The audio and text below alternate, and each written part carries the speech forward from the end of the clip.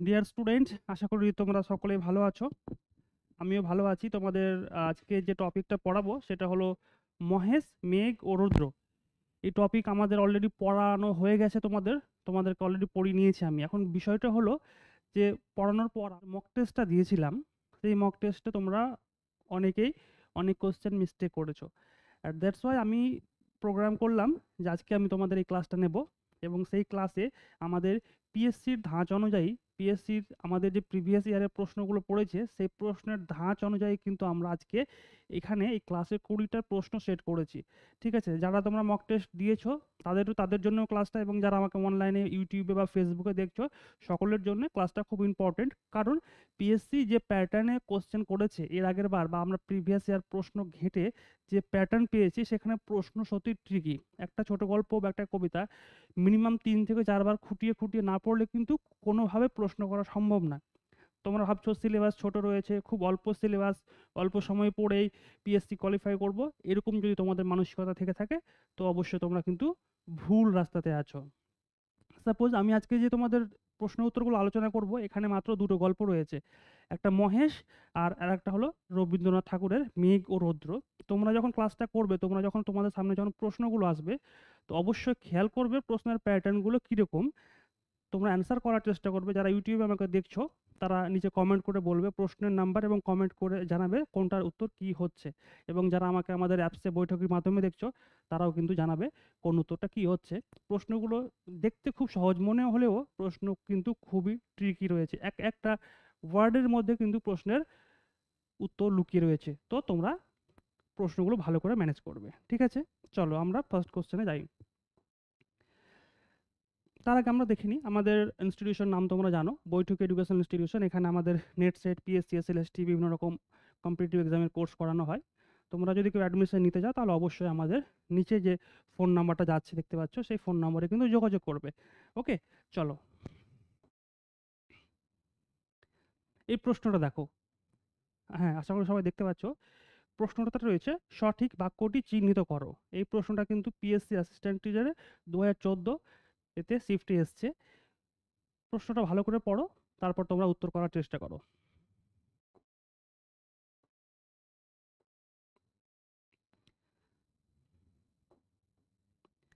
দেখো প্রশ্নটা রয়েছে এরকম, সঠিক বাক্যটি চিহ্নিত করো। এটা কিন্তু আমাদের পিওয়াইকিউ প্রশ্ন। ক উত্তর দেওয়া রয়েছে, কয়ের অপশন রয়েছে, তার কসুর যেন তুমি কখনো মাফ করো না। খ রয়েছে, তার কসুর তুমি যেন কখনো মাফ করো না। এই যে প্রশ্নটা রয়েছে, প্রশ্নটা কিন্তু খুবই ট্রিকি রয়েছে, কারণ এই প্রশ্নটা কিন্তু গত বছর পিএসসি, মানে আগের বার যখন পিএসসি হয়েছিল সেই পিএসসিতে কিন্তু এই প্রশ্নটা এসছে। নিশ্চয়ই জানো যে এই প্রশ্নটা নেওয়া হয়েছে আমাদের শরৎচন্দ্র চট্টোপাধ্যায়ের মহেশ গল্প থেকে। কিন্তু মহেশ গল্প থেকে এইরকম একটা প্রশ্ন তুমি যতবার পড়ো না কেন গল্পটা, প্রশ্ন করার সময় কিন্তু তোমাকে 10 বার ভাবতে হবে যে সত্যিকারের উত্তরটা কি হবে। ঠিক আছে, আশা করি তোমরা উত্তর দিচ্ছ। দেখা যাক কে কি উত্তর দিচ্ছ। ঠিক আছে, তাহলে আমাদের সঠিক উত্তর কিন্তু হবে খ। ঠিক আছে, তার কসুর তুমি যেন কখনো মাপ করো না। এটা লাইন গল্পের একদম শেষে আছে, এবং গল্পের যে লাইনটা রয়েছে তার প্যাটার্নটাকে চেঞ্জ করে করে দেওয়া হয়েছে। থট এক, গল্পের কথা এক, কিন্তু প্যাটার্নটাকে চেঞ্জ করে দেওয়া হয়েছে, বাচ্য পরিবর্তন করে কিন্তু দেওয়া হয়েছে। সো এই প্রশ্নটা খুব ইম্পর্টেন্ট, যেটা আগের বার কিন্তু পিএসসির ক্ষেত্রে এসেছিল। তো তোমরা অবশ্যই এই ধরনের প্রশ্নকে কিন্তু দেখে রাখবে। আমি এই প্রশ্নটা এই কারণেই প্রথমে সেট করেছি, কারণ তোমরা এই প্রশ্নটা করলে বুঝতে পারবে যে পিএসসি ঠিক কোন প্যাটার্নের কোশ্চেনগুলো নিয়ে আসছে। তোমরা জানো যে তোমরা নেট সেট যারা পরীক্ষা দিচ্ছ, নেট সেটের প্রশ্নের ধরন কিন্তু একরকম, সেটের প্রশ্নের ধরন একরকম, পিএসসির ক্ষেত্রে প্রশ্নের ধরন কিন্তু অন্যরকম। কিন্তু প্রত্যেকটা টেক্সট তোমাদের কিন্তু ক্রিটিক্যালি অনেক ভেবেচিন্তে পড়তে হবে। চলো নেক্সট প্রশ্নে দেখো। নেক্সট প্রশ্নে কি রয়েছে, গিরিবালা বিবাহের দিন শশীভূষণ যে সময় কলকাতা যাওয়ার জন্য রওনা হয়, বলো কি হবে। তোমরা তাড়াতাড়ি ভেবে বলো।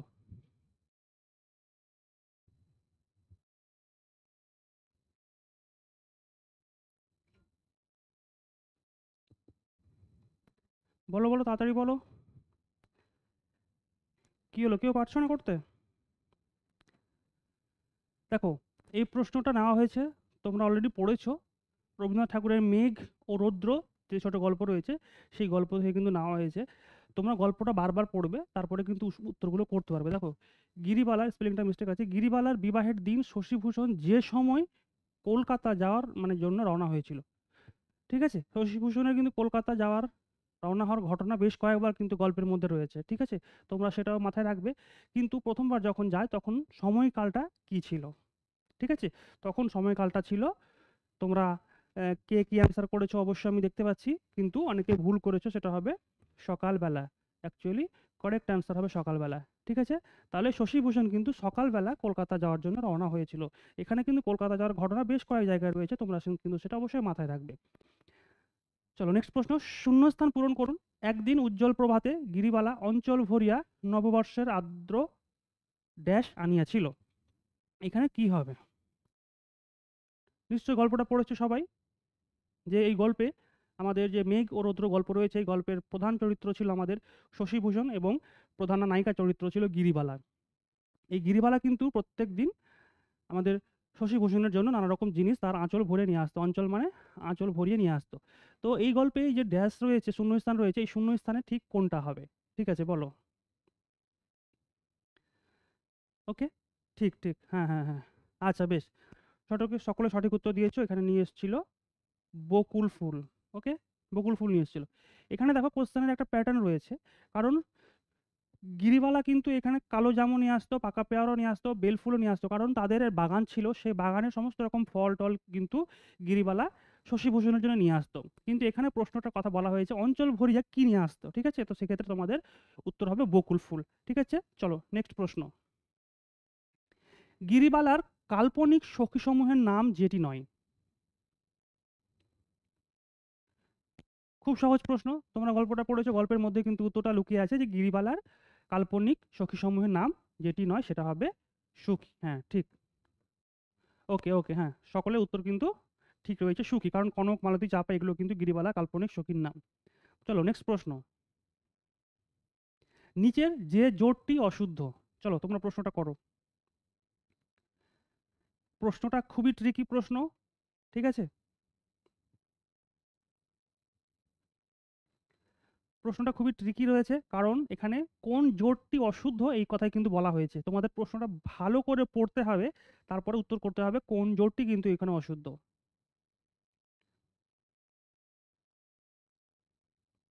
ঠিক আছে? চলো আমরা দেখি। হুম, হুম, হুম। আচ্ছা। অনেকে উত্তর দিয়েছো, অনেকে ঠিক, অনেকের ভুল। মেক্সিমাম ভুল উত্তর করছো। চলো।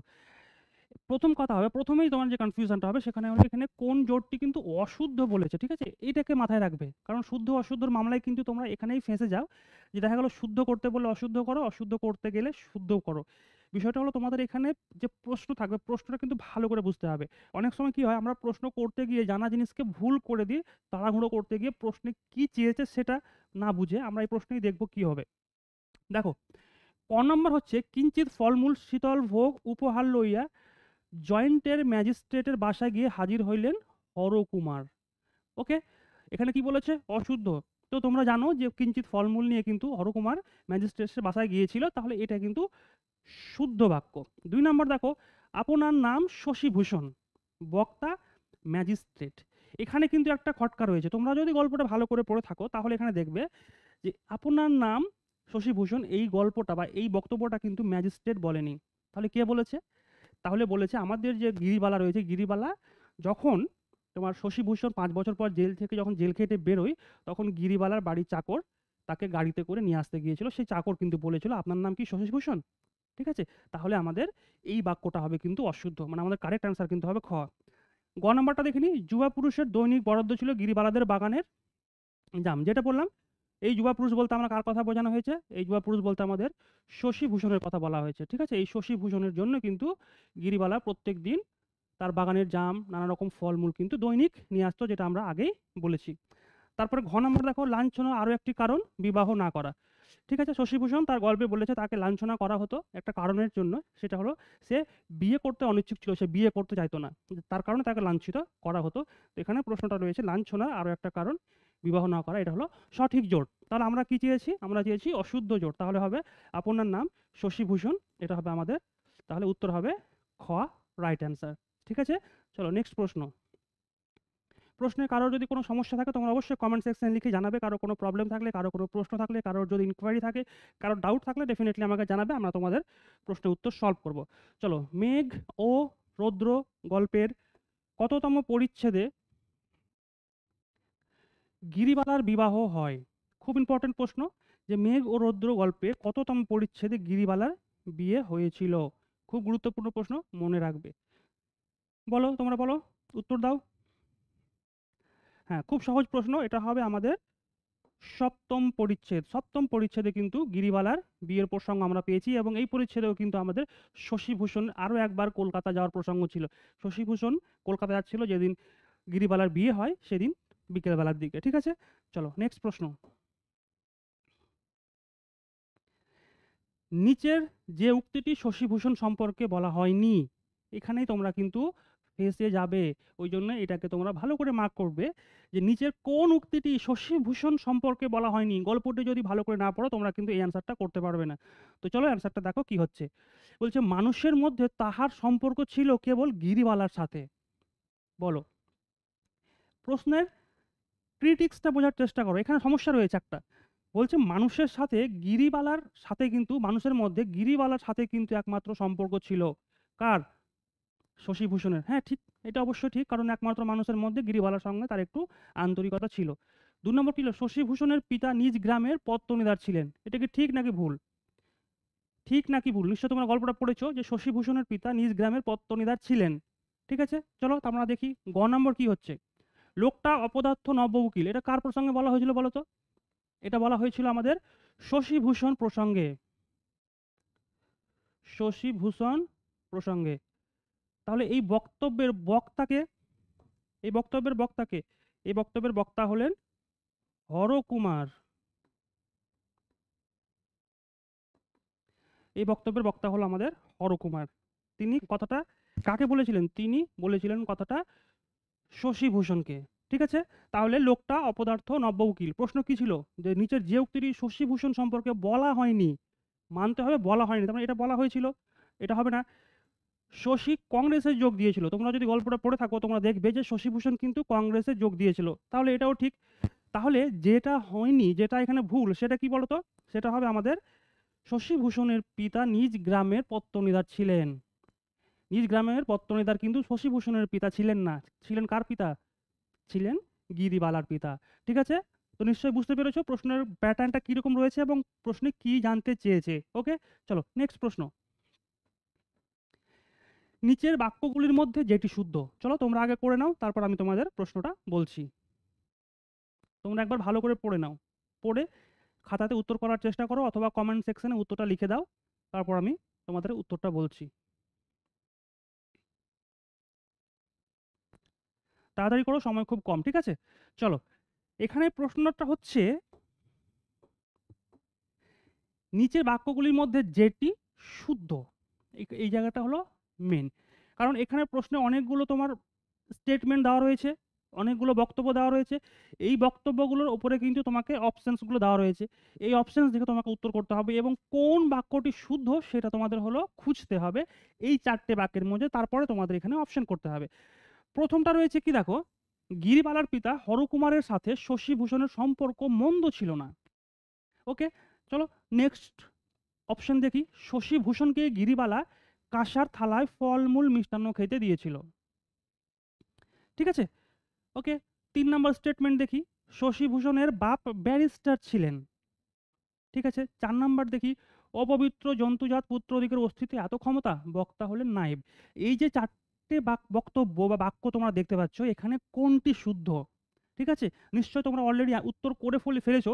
যদি কেউ উত্তর করে থাকো 1, 2, 3 বা 4, তো তাদের মধ্যে তাকে আমি অনেক শুভেচ্ছা জানাবো যে উত্তর করেছো শুধুমাত্র ঘ মানে 4 নম্বরটা। ঠিক আছে, 4 নম্বরটা হবে পবিত্র, সরি 4 নম্বরটা হবে তোমাদের সঠিক উত্তর। চলো এইবার হলো, তোমরা অনেকে জিজ্ঞেস করতে পারে যে স্যার 4 নম্বর উত্তরটা কি করে হলো, আমরা সেটা এবার তোমাদের একটু দেখিয়ে দিই। প্রথম কথা হলো, গিরিবালার পিতা হরকুমারের সাথে শশীভূষণের সম্পর্ক মন্দ ছিল না, এই কথাটার মধ্যে কিন্তু একটা ট্রিক্স লুকিয়ে আছে। কারণ গিরিবালার পিতার সাথে হরকুমারের সম্পর্ক কিন্তু, মানে গিরিবালার পিতা হরকুমার সাথে শশীভূষণের সম্পর্ক মন্দ ছিল না, না মন্দ ছিল মানে খারাপ ছিল, একটা টানাপোড়েনের সম্পর্ক ছিল। তাহলে এই উত্তরটা, এই অপশনটা হবে ভুল। 2 নম্বরটা দেখো, শশীভূষণকে গিরিবালা কাঁসার থালায় ফলমূল মিষ্টান্ন খেতে দিয়েছিল। তারপর দেখো, শশীভূষণের বাপ ব্যারিস্টার ছিলেন। শশীভূষণের বাপ ব্যারিস্টার ছিলেন না। তাহলে ব্যারিস্টার কে ছিলেন? শশীভূষণ যখন 5 বছরের জন্য জেলে ছিলেন, তখন শশীভূষণকে জেল থেকে ছড়ানোর জন্য শশীভূষণের বাবা ব্যারিস্টারকে হায়ার করেছিলেন। ঠিক আছে? ঘ নম্বর অপশন দেখো, অপবিত্র জন্তুজাত পুত্রদিগের অস্তিত্বে এত ক্ষমতা। এটা একটা বক্তব্য যার বক্তা হলেন আমাদের নায়েব সাহেব।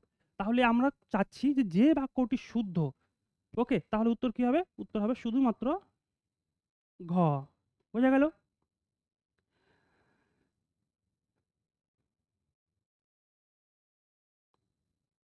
বোঝা গেল? দেখো, গিরিবালার পিতা হরকুমারের সাথে শশীভূষণের সম্পর্ক মন্দ ছিল না, মানে খারাপ ছিল না, কিন্তু অ্যাকচুয়ালি সম্পর্কটা খারাপ ছিল। হলো? তো এটা তো হবেই না। শশীভূষণকে গিরিবালা কাঁসার থালায় খেতে দিয়েছিল, এটা হবে না, কারণ খেতে দিয়েছিল পিতলের থালায়। শশীভূষণের বাপ ব্যারিস্টার ছিলেন না, যখন শশীভূষণ জেলে ছিল তখন তাকে ছাড়ানোর জন্য ব্যারিস্টার হায়ার করেছিলেন, এটাও হবে না। তাহলে অ্যান্সার হবে ঘ, শুধুমাত্র ঘ হবে তোমাদের রাইট অ্যান্সার। ওকে? বোঝা গেল? বোঝা গেল? কনফিউশন হবে না, একদম কনফিউশন হবে না। দেখো, আবার বলছি, গিরিবালার পিতা হরকুমার সাথে শশীভূষণের সম্পর্ক মন্দ ছিল না, মানে কি মন্দ ছিল মানে কি, ভালো ছিল, তাই তো? ভালো ছিল। অ্যাকচুয়ালি কিন্তু ভালো ছিল কি, ভালো ছিল না, তার মানে কি মন্দ ছিল। তাহলে স্টেটমেন্টটা হবে ভুল। আশা করি বুঝতে পেরেছো। চলো নেক্সট স্লাইডে গিয়ে দেখি আমরা পরের প্রশ্ন। চলো তোমরা করার চেষ্টা করো পরের প্রশ্নটা।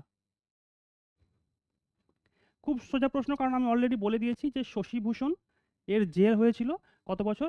শশীভূষণের 5 বছর জেল হয়েছিল, সবাই জানো। চলো নেক্সট প্রশ্ন। ভাবের আলোচনা ও সাহিত্য চর্চা করতেন, বলো। খুব সহজ প্রশ্ন, আশা করি তোমরা সকলেই পারবে। যে আমাদের মেঘ ও রৌদ্র গল্পে ভাবের আলোচনা ও সাহিত্য চর্চা করতেন শুধুমাত্র শশীভূষণ আর গিরিবালা। তোমরা পড়লে এটা কিন্তু অ্যান্সারটা ইজিলি করতে পারবে। চলো পরের প্রশ্ন। খুব ট্রিকি প্রশ্ন, উত্তর করতে কিন্তু তোমাদের একটু কষ্ট হবে, কিন্তু দেখো যদি করতে পারো। ঠিক আছে? দেখি কে কে উত্তর করতে পারো।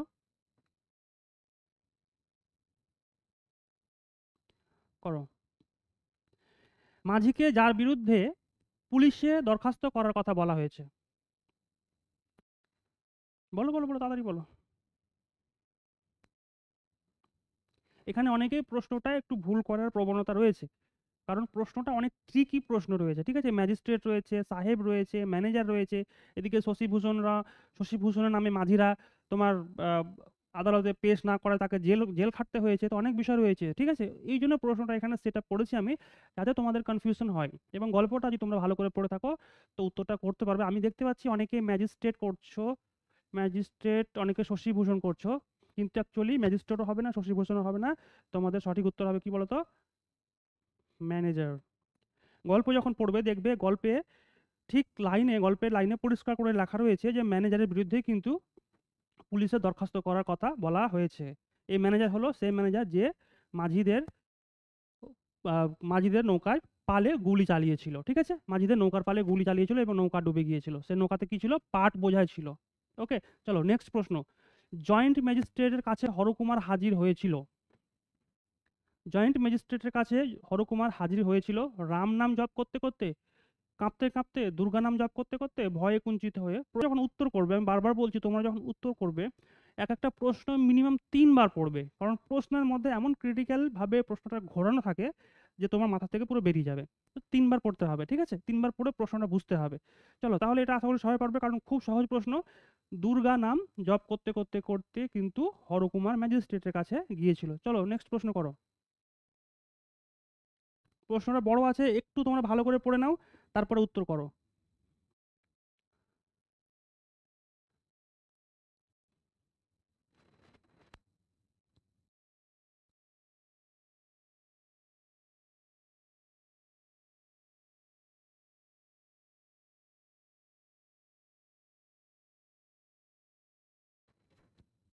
হুম। তাহলে এখানে প্রশ্ন রয়েছে, নিচের যে বাক্যটি শুদ্ধ। ঠিক আছে? তাহলে নিচের যে বাক্যটি শুদ্ধ, তোমরা এই প্রত্যেকটা বাক্য, প্রত্যেকটা স্টেটমেন্ট, ঘ অব্দি যে স্টেটমেন্টগুলো রয়েছে, ক, খ, গ, ঘ, এই 4টি স্টেটমেন্ট ভালো করে পড়ো। ভালো করে পড়ে চেষ্টা করো যে কোন বাক্যটি শুদ্ধ। ঠিক আছে? তোমরা তাড়াতাড়ি অ্যান্সারটা করো। চলো আমি বোর্ড পাশ থেকে সরে যাই। হুম। এই প্রশ্নগুলো কিন্তু মূলত তোমাদের যারা নেট পরীক্ষা দিচ্ছ, নেটের প্যাটার্নে কিন্তু এই ধরনের প্রশ্ন আসে। কিন্তু যেহেতু প্রশ্নের প্যাটার্ন চেঞ্জ হচ্ছে, তো আমরা ধরে নিতে পারি যে প্রশ্নগুলো এভাবে আসবে। ওকে? তো শুদ্ধ মানে কি? যখন তুমি পড়বে তখন নিশ্চয় কোন বাক্যটা শুদ্ধ, কোন বাক্যটা ভুল বা কোনটা ঠিক তুমি সেটা বুঝতে পারবে। যার কারণে প্রশ্নটা ঠিক করা হয়েছে। তো একটা প্রশ্নের মধ্যে কিন্তু তোমরা ৪ টে প্রশ্ন পাচ্ছ। দেখো ক নাম্বার বলছে, আমাদের মহেশ যে মরে গেল। এর বক্তা কে? এখানে আমি বলেছি এর বক্তা কিন্তু গফুর। কিন্তু অ্যাকচুয়ালি বক্তা কি গফুর? চলো আমরা দেখছি। খ নম্বর দেখো, মহেশের দাম বাবদ এক বুড়ো গোছের মুসলমান গফুরকে ১৪ টাকা দিয়েছিল। চলো ২ নম্বর দেখলাম। গয় দেখো, মানিক ঘোষেরা মহেশকে দরিয়াপুরের খোয়াড়ে দিয়েছিল। ঠিক আছে? পানি খেতে গফুরের মেয়ের হাতে ২টো টাকা দেওয়ার কথা বলেছিল বংশী। এই যে ৪ টে বাক্য তোমরা দেখতে পাচ্ছ, এই ৪ টে বাক্য কিন্তু খুব ইম্পোর্টেন্ট। প্রত্যেকটা বাক্যের মধ্যে এক একটা প্রশ্ন, এক একটা উত্তর লুকিয়ে রয়েছে। কিন্তু আমি একটা প্রশ্নের মধ্যে সমস্ত বাক্যগুলো দিয়েছি যাতে তোমাদের প্রশ্নের প্যাটার্নটা বুঝতে সমস্যা হয়। আশা করি সকলে নেট সেটেরও প্রস্তুতি নিচ্ছ এবং ভবিষ্যতে যে পিএসসি হতে চলেছে বা এসএলএসটি হতে চলেছে, তো আমরা ধরে নিচ্ছি প্রশ্নের প্যাটার্ন কিন্তু ঠিক এরকম আসতে পারে। তাহলে এখানে যে প্রশ্নটা রয়েছে, আমাদের মহেশ যে মরে গেল, বক্তা গফুর অপশনে লেখা রয়েছে, কিন্তু এই বক্তাটা কিন্তু গফুর না। এই বক্তা হলো কে? আমিনা। আমিনাকে? আমিনা হলো গফুরের মেয়ে। আমিনার বয়স কত? আমিনার বয়স যদি আমরা বলতে পারি তো গল্পে লেখা রয়েছে বছর ১০ মেয়ে আমিনা। বছর ১০ তার মানে তার বয়স হলো ১০ বছর। ঠিক আছে? মনে থাকবে। তাহলে এই স্টেটমেন্টটা হলো আমাদের ভুল। নেক্সট স্টেটমেন্ট কি আছে? মহেশের দাম বাবদ এক বুড়ো গোছের মুসলমান গফুরকে ১৪ টাকা দিয়েছিল। এই প্রশ্নে আমাকে আমার স্টুডেন্ট জিজ্ঞেস করেছিল, স্যার এই প্রশ্নটা কনফিউশন লাগছে। কারণ ১৪ টাকাই তো দিয়েছিল, কিন্তু আপনি এখানে এই স্টেটমেন্টটাকে ভুল বলছেন কেন? কারণ ১৪ টাকা দেয়নি, প্রথমে দিয়েছিল ১২ টাকা। ঠিক আছে? ১২ টাকা দিয়েছিল বুড়ো গোছের মুসলমান। পরে আমিনাকে আবার ২ টাকা এক্সট্রা দিয়েছিল। দেখো আমি আবার প্রশ্নটা করছি। ৩ নম্বর প্রশ্ন দেখো, মানিক ঘোষরা মহেশকে দরিয়াপুরের খোয়াড়ে দিয়েছিল। এই যে স্টেটমেন্টটা আছে, স্টেটমেন্টটা কিন্তু খুব ট্রিকি এবং খুব গুরুত্বপূর্ণ। কারণ মানিক ঘোষরা মহেশকে দরিয়াপুরের খোয়াড়ে দেয়নি, থানায় দিয়েছিল। কোথায় দিয়েছিল? মানিক ঘোষরা মহেশকে থানায় দিয়েছিল। এখানে অপশনে কি আছে? খোয়াড়ে দেওয়া রয়েছে। যখন তুমি প্রশ্নটা পড়বে, উত্তর করার চেষ্টা করবে, তখন তোমার মনে হতে পারে না এটা তো সঠিক বাক্য। কারণ মানিক ঘোষরা তো মহেশকে খোয়াড়ে দিয়েছিল। কিন্তু খোয়াড়ে দেয়নি। দিয়েছিল কোথায়? থানায় দিয়েছিল। তো এই যে স্টেটমেন্টটা রয়েছে, এই যে বাক্যটা রয়েছে, এখানে সামান্য একটু ম্যানিপুলেট করার কারণে তোমাদের অ্যান্সারটা কিন্তু ভুল আসতে পারে। তো অবশ্যই এখানে আমাদের যে উত্তরটা হবে সেটা হবে, উত্তরটা হবে কোনোটিই না। ঠিক আছে? চলো পরের প্রশ্ন দেখো। পরের প্রশ্ন খুব সহজ প্রশ্ন এবং এই প্রশ্ন জানা প্রশ্ন সকলের। মহেশ গল্প পড়তে গেলে অবশ্যই যে পত্রিকায় প্রথম প্রকাশিত হয়েছিল তার তোমাকে ইনফরমেশন লাগবে। তো এটা সবাই জানো। সবাই উত্তর করো। দেখি কার কি ঠিক হচ্ছে। কে, কে পড়েছো? চলো হ্যাঁ। কেউ বলছো অগ্নিবীণা, কেউ বলছো বঙ্গবাণী, সাধনা, ওকে ভারতী। না, না, না। হুম। ওকে, ওকে। হ্যাঁ, হ্যাঁ, ঠিক। সবাই বলছো বঙ্গবাণী পত্রিকা। একদম এক্সাক্টলি এটা বঙ্গবাণী পত্রিকায় প্রকাশিত হয়েছিল। ঠিক আছে? খুব সহজ প্রশ্ন। চলো পরের প্রশ্ন চলো।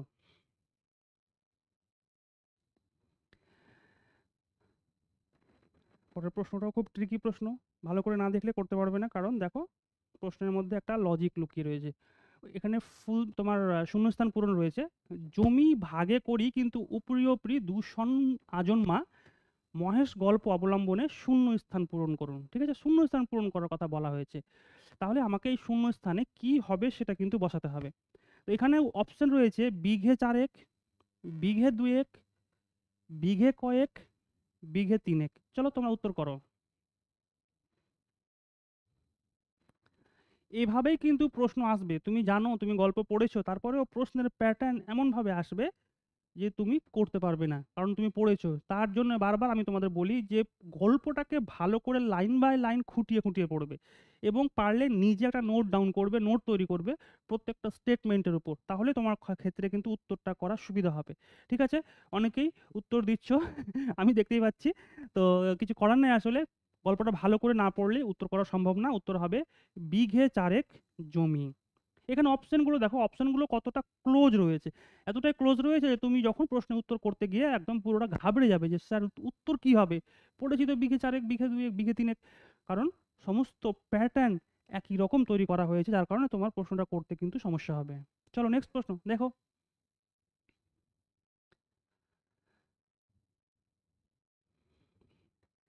খুব সুন্দর প্রশ্ন। আমাদের এক স্টুডেন্ট এখানে একটা প্রশ্নের অ্যান্সারে ভুল করেছিল এখানে তোমার দেখাচ্ছি। দেখো, মহেশ গল্প অবলম্বনে কাশীপুর গ্রামের জমিদারের নাম কি ছিল? ঠিক আছে, জমিদার নাম কি ছিল? তর্করত্ন ছিল, শিবুবাবু ছিল, মানিক ঘোষ ছিল, শিবনাথ বাবু ছিল।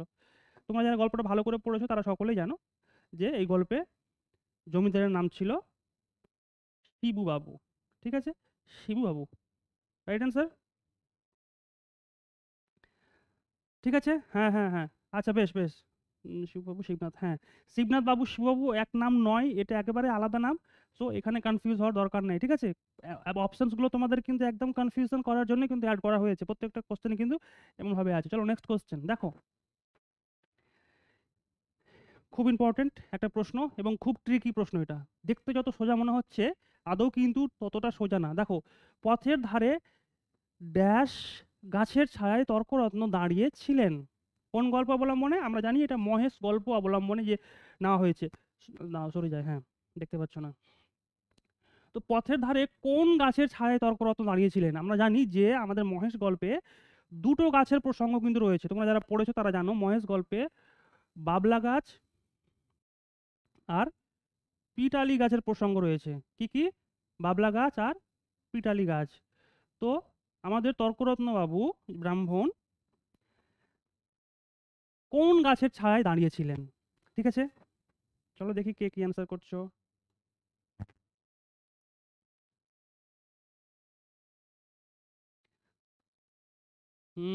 এটা এখানেই তো মজা, এখানেই তো মজা, এখানেই তো মজা। অ্যান্সারটা হবে অ্যাকচুয়ালি পিটালি গাছের ছায়। ঠিক আছে, কোন গাছের ছায়?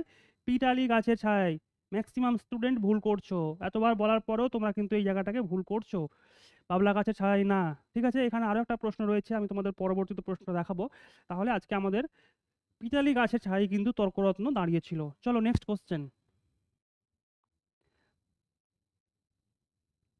মহেশ গল্পে যে সময়ের কথা উল্লেখ রয়েছে, গল্প পড়েছো, গল্পে কিন্তু যে সময়ের কথা উল্লেখ রয়েছে, বলো কি অ্যান্সার হবে?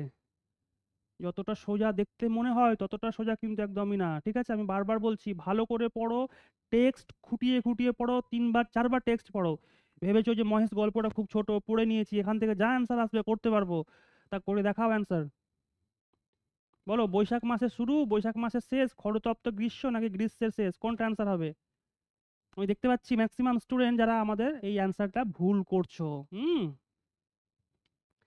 আবারও বলছি, টেক্সট ভালো করে পড়ো যদি পিএসসি কোয়ালিফাই করতে হয়, আদারওয়াইজ পসিবল না। তাহলে আমাদের অ্যান্সার কি হবে বলো? আমাদের অ্যান্সার হবে বৈশাখ মাসের শেষ। ঠিক আছে, বৈশাখ মাসের শেষ। চলো নেক্সট প্রশ্ন দেখি তোমাদের জন্য কি আছে। হুম, মহেশ গল্পটি হরিলক্ষ্মী গল্পগ্রন্থে প্রকাশিত হয় যে সালে? চলো, তোমরা যারা এই ক্লাসটি করছো তারা চাইলে আমাদের হোয়াটসঅ্যাপ, আমাদের টেলিগ্রাম গ্রুপে জয়েন করতে পারো। ঠিক আছে, আমাদের টেলিগ্রাম গ্রুপের লিঙ্ক নিচে দেওয়া থাকবে, হোয়াটসঅ্যাপ গ্রুপের লিঙ্ক আমাদের ডেসক্রিপশন বক্সে দেওয়া থাকবে, সেখানে তোমরা জয়েন করতে পারো। আজকের ক্লাসের পিপিটি বা আজকের ক্লাসের পিডিএফ তোমাদের কারোর লাগলে অবশ্যই আমাদের জানাও, আমরা তোমাদের সেটা ফ্রি অফ কস্ট কিন্তু প্রোভাইড করবো। ঠিক আছে, তোমাদের যদি কারো প্রয়োজন হয় অবশ্যই আমাদের হোয়াটসঅ্যাপ গ্রুপ বা আমাদের টেলিগ্রাম গ্রুপ মারফত আমাদের জানাবে, আমরা তোমাদের আমাদের বিভিন্ন স্টাডি ম্যাটেরিয়ালসগুলো, বিভিন্ন ক্লাসের পিপিটিসগুলো, কোয়েশ্চেন অ্যান্সার ডিসকাশনের পিপিটিগুলো আমরা কিন্তু তোমাদের প্রোভাইড করে দেবো। ঠিক আছে, চলো, তো বলো অ্যান্সারটা বলো, অ্যান্সারটা বলো, তাড়াতাড়ি বলো। হ্যাঁ, এটা তো সকলে জানো, খুব সোজা প্রশ্ন, এটা হবে তোমাদের 1926। মহেশ গল্পটি কিন্তু হরিলক্ষ্মী গল্পগ্রন্থে প্রকাশিত হয়েছে, মানে প্রকাশিত হয়েছিল। এবার আরেকটা প্রশ্ন আসতে পারে যে মহেশ গল্পটি কোন গল্পগ্রন্থের অন্তর্গত? ঠিক আছে, মহেশ গল্পটি কোন গল্পগ্রন্থের অন্তর্গত? তাহলে এখানে দেখতে পাচ্ছ যে মহেশ গল্পটি হরিলক্ষ্মী গল্পগ্রন্থের অন্তর্গত। ঠিক আছে, তাহলে এটাও তোমাদের একটা নতুন প্রশ্ন হয়ে গেল।